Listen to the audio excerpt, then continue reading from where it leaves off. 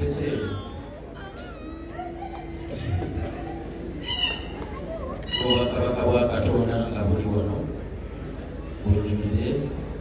kisuubi mwagala mukyala wange era ebisigadde tujja kugenda mu kyaki